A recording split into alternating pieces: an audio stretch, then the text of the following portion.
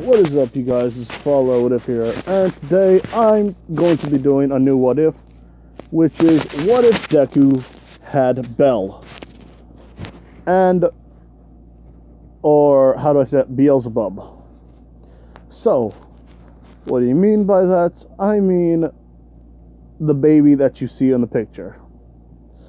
Now, Deku, if you guys don't know what this is called, this is an anime, or I think it's a shonen anime.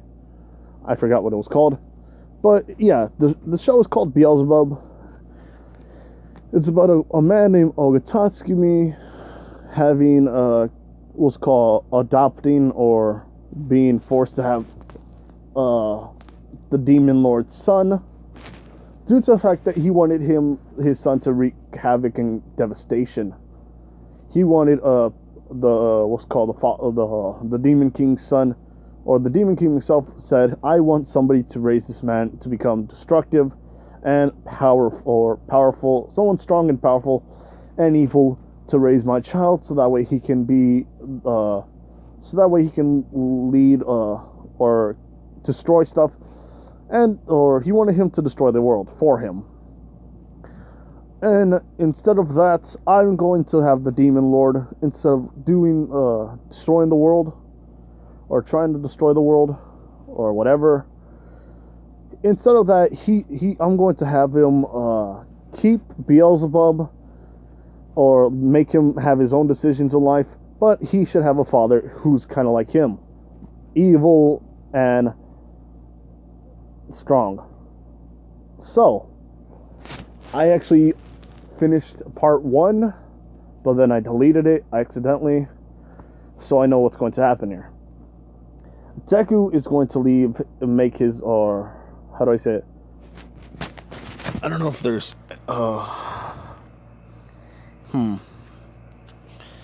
forgot technically, but let's say, how do I say it?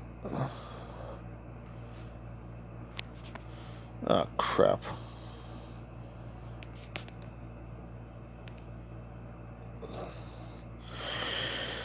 I'm sorry, you guys. I kind of messed up here. So, anyway. The guy you see with the big mustache, the creepy dude, yeah, he's the one who takes Beelzebub, or Bell for short.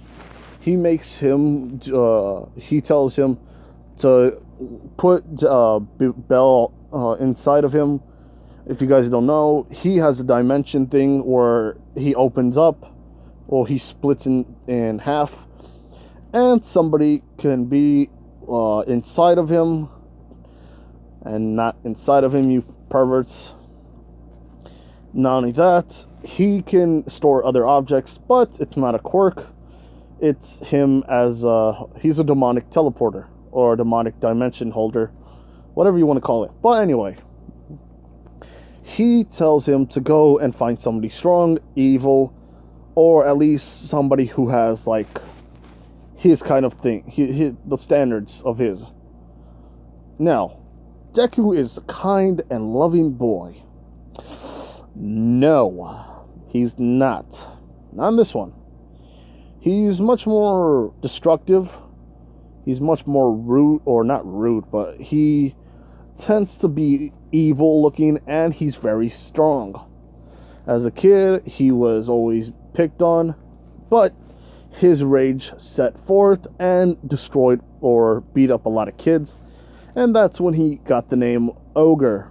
But his name, instead of Izuku, I'm calling...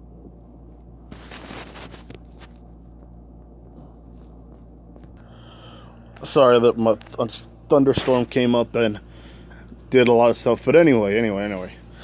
So yeah, Deku is freaking delinquent, but he's still kind, due to his mother. His father was a member of the Yakuza, and his son, or having what's called Inko needed money, and they decided to make how to say it? Inko needed to have money, so she contacted the Yakuza. he was the one who loaned her the money, and he decided to knock on her door, and after seeing how beautiful she was, he was like, wow. Anyway, he knew he had to do his job, and after a couple of weeks, needed the payment, or she needed the payment to be back to him, or she needed somebody to pay him. They needed their money back, and that's when let's say, I don't know what to call him besides Hisashi or Hisashi. But anyway, he had to go back and tell Inko to give him back the money, and Inko, crying, not knowing what to do, tells him she doesn't have it. She's sorry, and he says, jeez, and he decides to just pay them with his own money. Him saying that you don't have to worry about it, just because it's like it's a weird thing. These two fell in love quickly, a little too quick enough to make Deku. But anyway, after him talking to her, saying your debt has been repaid, her not knowing what to say, says thank you. Says that I owe you for this. Him saying, why don't we just go on a couple of dates and we can call it even. And that's how they basically fell in love.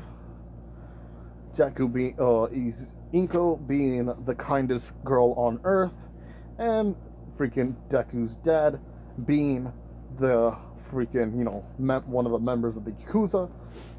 Yeah, pretty much that's it. Making Deku, and even then Deku was a riot. Deku freaking got mad at the nurses. He freaking took one of the doctor's stethoscope. Pretty much, yeah. Deku was just rowdy as a child as well. And even though he's quirkless, and yes, he's going to be quirkless in this one, he's still strong. Now, Bakugo is fought with Deku a couple of times. Him still losing to him, or him losing to freaking Bakugo, he respects Bakugo, Bakugo respects him. It's a kind of like win-win for both of them. And back then, if Deku's dad knew anything about Bakugo bullying him, he would have grabbed some of his, had one or two people grab him and basically scare the living hell out of them. And this is about the Demon King's son. This would be actually charming to the Demon King. So, what's called? And this doesn't, the Demon King doesn't actually, like, send him out right now. He sends him out when Deku's about 14-ish, when he goes into UA. Now, here's the thing. Deku has already been, Deku has learned from his father and the boss about everything he has to learn about being a Yakuza member. Deku talking to his father and saying, I want to be a member of the Yakuza. Him saying, no, you got to learn how to do, or you got to do it yourself, because I don't want to make you or get you killed. I don't want you to get killed, because I love you, son. Deku saying, okay, fine, I'll try to do it on my own, because he teaches him everything, but he doesn't want him to. He feels like if he brings him under his wing, he would probably get him killed due to the fact that they made a lot of enemies, one of which is Overhaul. And I'm thinking about Eri right now, thinking, she's such a nice young girl. She's always kind to those, but she's also scared. I pretty much know what to do, and being a hero and all that stuff, I'm going to do the unthinkable. Now, Deku is made his own Yakuza, but Deku is also going to be a hero due to his mother always seeing Deku as probably the #1 hero. Deku, when he was a babe or when he was a child, always looked up to All Might and also wanted to fight him and see if he can beat him. And even till now, he still thinks about being a hero, but he also knows that he must also be this, or he also wants to be this. So he lives a double life. Not only that, he also has his own crew.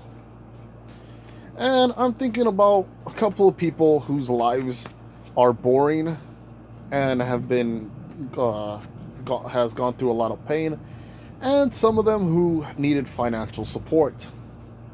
So I gathered a bunch of people, and choosing out of the ones who I felt bad for, I decided to go with the simplest yet obvious ones. I decided to go with Toga, Ochako, Momo, Kirishima. There was another one, Shinzo, and I forgot the other one's name. Let's see. Hold on. So, okay, I couldn't find out who it was, but I thought about having somebody who was smart, or at least, how you say it, good financially. I decided to have Momo instead. So, I'm thinking about using Jiro as well. So here's the thing. How all these people come together. Well, Deku thought, hey, he needed a bunch of people who would be who would be good for and useful for a lot of things. He saw Kirishima, at the time when he was, or when the girls were being attacked by the villain, him being scared and Deku just running and beating the villain up. And people thought he was probably insane, but Kirishima thought he was manly. He talked to freaking Kirishima and punched him in the stomach, telling him why didn't he do anything. Kirishima explains everything about him being scared and him feeling inferior. And Deku says, "What was your quirk?" And he shows his quirk, which is hardening. Deku gets mad and punches him and breaks through his hardening state. And Kirishima says, "How did you do that? Do you have a strengthening quirk or something?" Deku just says, "No, I'm quirkless." If I didn't say this already, yeah, Deku's quirkless. Now, he explains to Kirishima that a man sometimes has to walk through the path of life and death. Sometimes he must go around and be brash, or at least puff up his chest and just march in through dangers. You have to go through life and death, fear and courageous. Not only that, you must not think of it at times as you dying. You just have to think about it as saving the others. And yes, he's a jerk to a lot of people, but he's still a kind person, due to his mother's nature.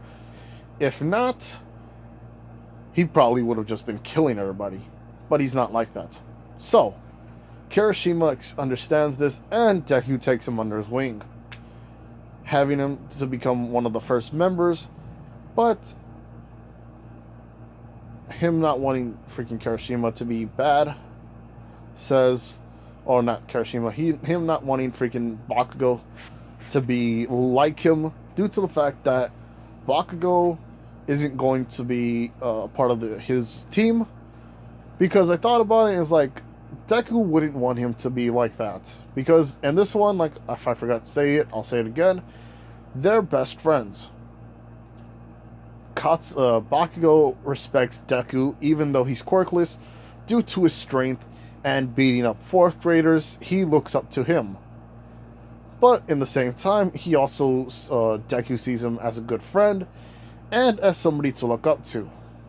Not only that, Deku was very scary due to his face always looking evil. Like all the all the parents looked at him was like, yeah, should we send our kids into this school knowing that this kid's around? So yeah, Bakugo visits him in his house, and Deku doing the same. Pretty much that's it. So, Deku just doesn't want him to be like that because Bakugo says he wants to be a hero, and Deku respects that. He doesn't want him to be brought into his life. So yeah, I don't know if you guys want me to beat. Oh sheesh. I don't know if you guys want me to, or hold on. I don't know if you guys want me to bring Bakugo into his little Yakuza gang, but I know this. Deku isn't going to have like 20 people. No, it's just going to be like a small little group. Now, here's the thing. Deku, how you say it, gets Momo due to the fact that Momo was always just bored of stuff. And she pretty much didn't like how she was always just bored of life itself. Her not always liking to be the rich girl. Her wanting excitement, adventure, fun.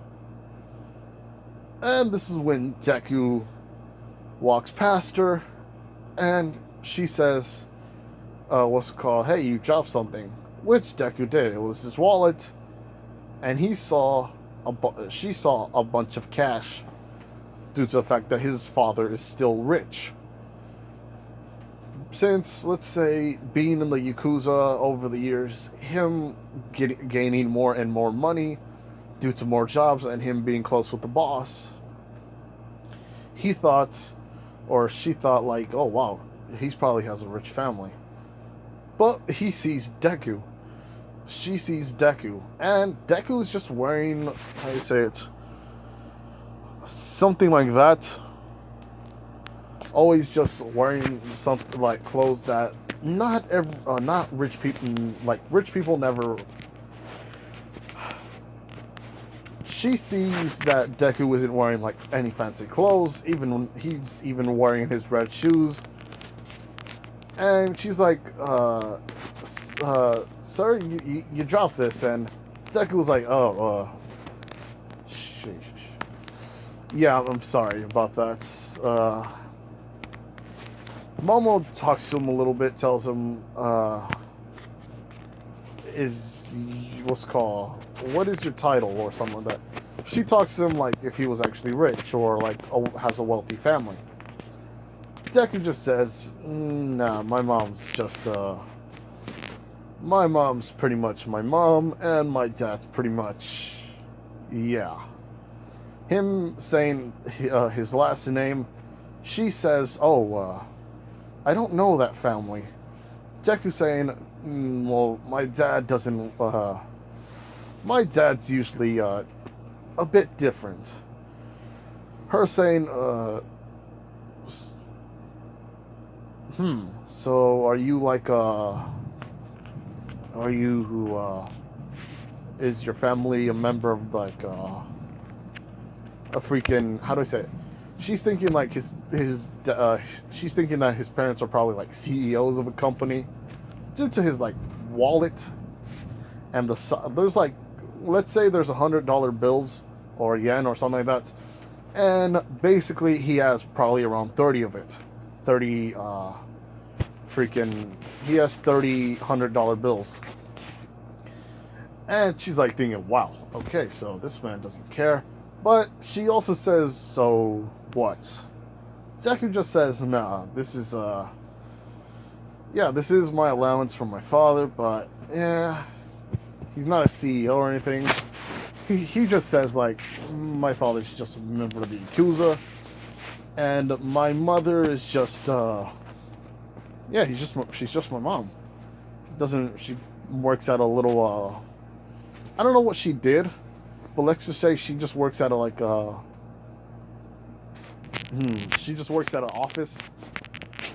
And yeah, Momo's like, oh wow, so that's kind of awesome. Her being interested in Deku, or Deku's life.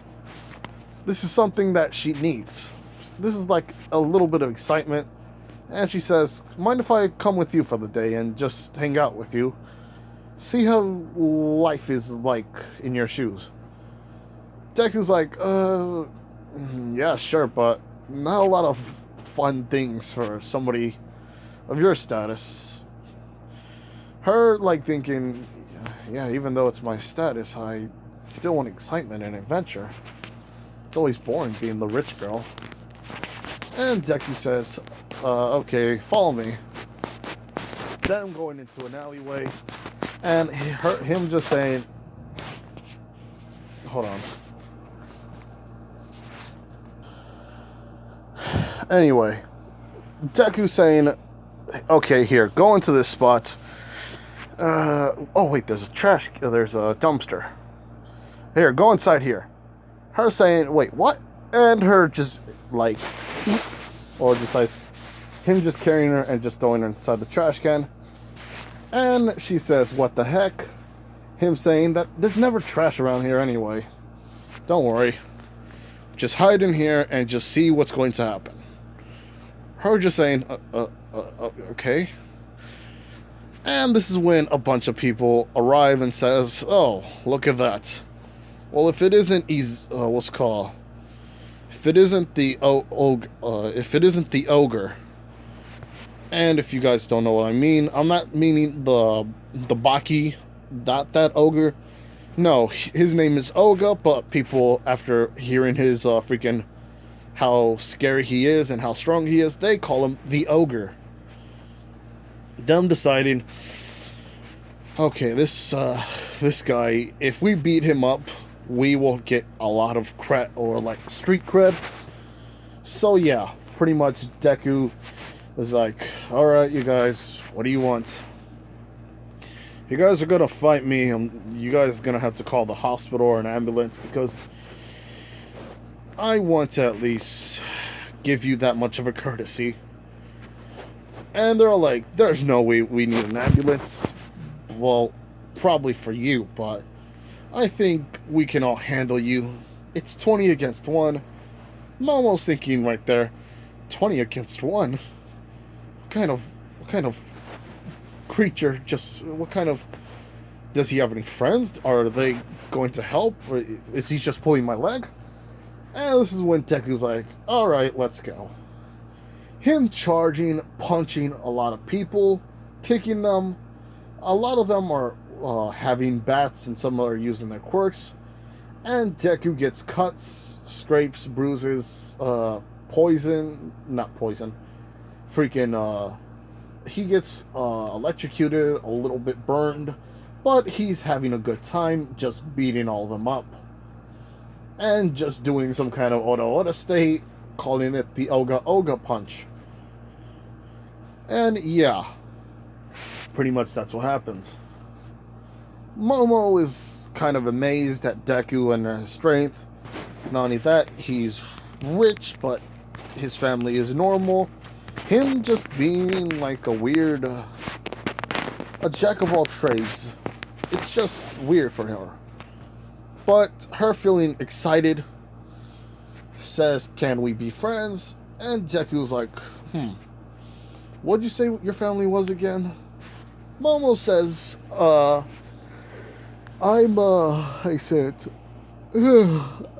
Yorozu. Deku's like, perfect. Him grabbing her hands and says, come with me. And Momo kind of blushes because, like, somebody grabbing her hands and just says, come with me. That feels a little too romantic for her taste. But her finding out that he is trying to form his new Yakuza group. Her thinking, Yakuza? And her thinking about it, she's like, she can probably do a bunch of things and be excited to become, she's excited to become something that people, or how do I say it? Because there's people around the place, or how do I say it? She's happy with the, man, I'm sorry guys, but here's the thing. She's excited for the fact that she's going to have a different life, or lead another life. And yeah, Jiro, I thought about it, and I thought, hey, he likes a lot of rock and roll, a lot of different music, but yeah, he likes the hardcore ones. Jiro liking some of the bands that he picks, him was called thinking maybe she can be of use, due to the fact that she can hear and listen in on conversations, because they talked before at a store, or a music store, and she explains what her quirk is.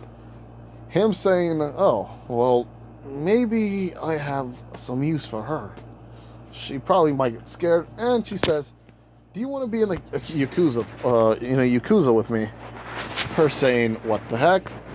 But Momo was with her, with Deku, and her being outside saying, Deku, we gotta go now, otherwise you won't get to your fight. And Jiro and Momo talk for a bit because she sees Momo, and since they were actually friends back then, or I don't know if they became friends over there, or they're probably friends in the beginning of the anime. I don't really know. But anyway, Deku having Jiro convinced, and her actually liking the fact that they're not actually all criminals. They're just her age. And not only that, they're not actually going to kill, like, or take from women and children. It's just mostly fighting people and all that stuff. Whatever Yakuzas do besides other stuff, I don't really know. Don't quote me on this, people. I don't want somebody to knock on my house saying, you're Fallout Whitaker? Oh, wait, yeah, come with me. No. But anyway. Deku gets her, and how Toga is, how Toga comes to be, or how Toga and Shinzo comes to be. He just talks to Shinzo, and Shinzo tries to mind control him. It doesn't work because his evil state starts to blindly beat up Shinzo. Shinzo not knowing why he's so strong. Not only that, how does his quirk block his quirk? And Izuku just tells him he's quirkless. Him being a little inspired by Deku because, yeah, of that. And him saying, here's the thing. I'm going to be a Yakuza, or be one of the top Yakuzas one day, or be on the top of the Yakuza bosses, or something like that. He's going to be on the top. And he's wanting to be the #1 hero. So, yeah. He gets Shinzo, and how Toga is made. People are trying to have their way with her, trying to grab her, and because most of the times they bully her, but now they're becoming a bit more physical. Deku hating this because he sees this in an alleyway, running to them, beating them up, and breaking some of their bones. Toga actually scared, and actually happy that somebody freaking did something. But this is when Toga was about to stab the both of the guys, due to the fact that this is, how you say it, this is probably 6th, 7th, or 8th grade year. Toga, being a year older than him, says, what are you doing here? Deku says, let's call. I saw you in trouble, so I decided to help you, because nobody is supposed to do that to women. And Toga feeling happy that somebody's not actually scared of her, but her in the very end telling him she was going to kill them both. And Deku says, oh, sorry, I didn't mean to steal your thunder. Her saying, wait a minute, I just said I was going to kill them. Deku saying, yeah. And her saying, but I was going to kill them. He said, yeah, if we're going to kill them, I didn't mean to actually stop you. But right now, we have no time for that. Deku says, look, I'll just leave you be. And she already does explain about what her quirk is, but he doesn't. But he does tell her that, yeah, that doesn't actually affect me as long as you don't, attack me and try to hurt me. I'm pretty much fine and dandy. Her feeling excited about this tells Deku that she's grateful to him. And Deku's like, wait a minute, her quirk can be useful. She could be anybody she wants to be. Alright, I'm hiring this woman. He just says that in his mind. It's like, Toga, you don't have anything special to do over the years, or you don't have a job or anything like that, right? Toga says, yeah, why? Him saying, well, you're going to be joining me. Toga feeling happy, but kind of wondering what does she mean by that. Him saying that he is a Yakuza member, or he's starting his Yakuza game. Him saying that he wants to be the top rank, or the top of all the Yakuza, but he also wants to be a top rank hero, or the #1 hero. Toga thinking about it, but immediately just saying yes, due to the fact that Deku saved her, and she's grateful. Not only that, he doesn't see her as a freak. So yeah, Toga's part of the family. Now there's Kirishima, Toga, freaking Momo, Jiro, and Shinzo. 5, and that makes 6. Now, what happens with Bell? Well, hold on. Bell basically is being, how do you say it? Being a baby. And the dude with the mustache, like I said, now comes into play. Teleporting and seeing Deku fighting a bunch of people on his own. Just comes up to him on, like, there's a river, or next by a river, and he just talks to Deku. That's where now the story begins. So, he explains everything to Deku about his father's the Demon King, and he wants Deku to freaking lead. He wants him to lead Bell into he wants to let him take care of Bell and adopt him.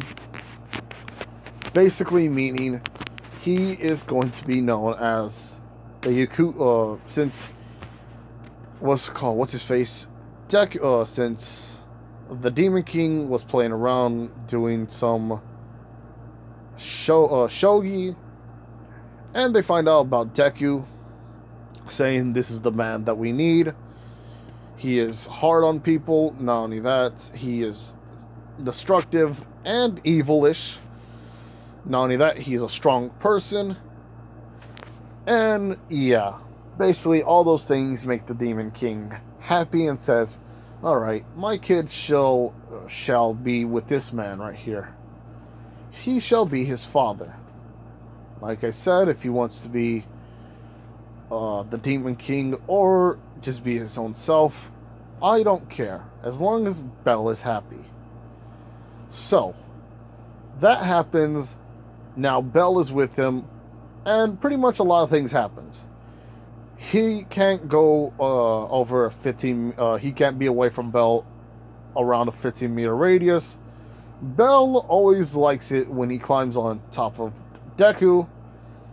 Deku becomes much more. He becomes far more scarier because now he has a baby always right there. Let me see. Hold on. Let's see. Yeah. Them always doing what they do best. Basically, hold on. Yeah, pretty much these two are becoming much more inseparable.